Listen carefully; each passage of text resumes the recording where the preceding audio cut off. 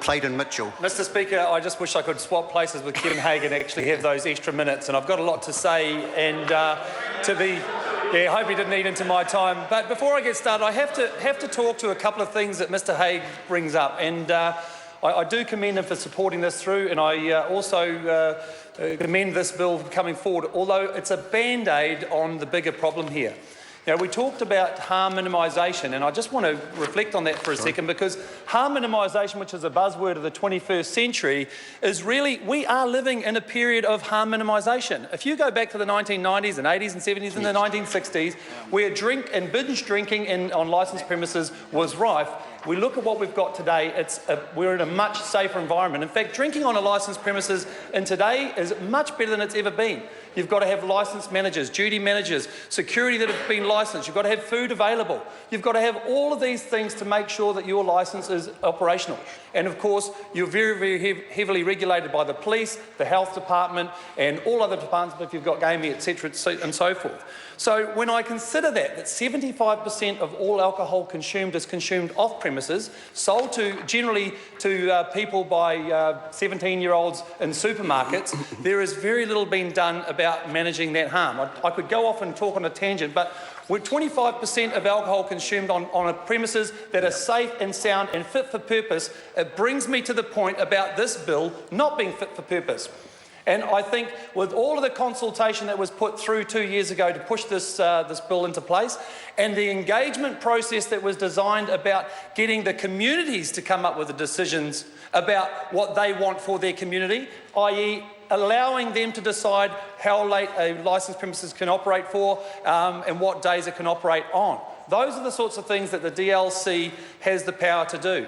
And yet this bill, this clunky, not fit for purpose bill, is outdated insofar as it is very ambiguous when it comes to a special licence condition.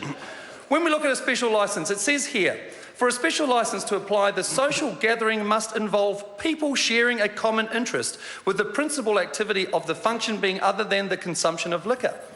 And yet I've been dealing with recently a liquor licence application that's gone through in Rotorua, where the police have come out and said that this event is not fit for purpose.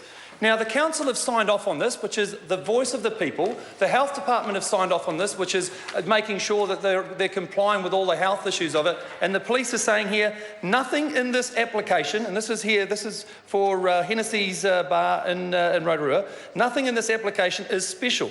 It is simply an extension of the trading hours to watch a televised event. With no pre-sale tickets, the applicant is allowing anyone to attend, which is by default a way of extending the hours, and this approach goes against the nature of a special licence.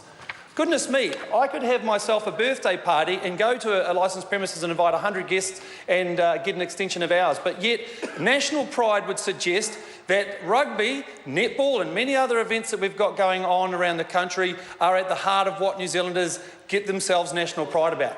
I want to say New Zealand First does not condone the liberalisation of liquor licensing laws. We merely want to get some clarity around those special licence applications, particularly with so many of these applications being turned down around the country by police and yet being supported by the councils.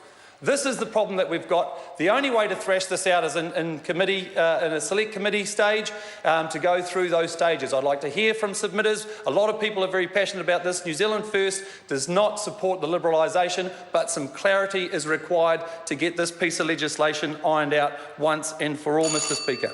Thank you. One minute. I call Jono Naylor. Thank you, Mr Speaker. I thought it was the bell to end. 1 minute.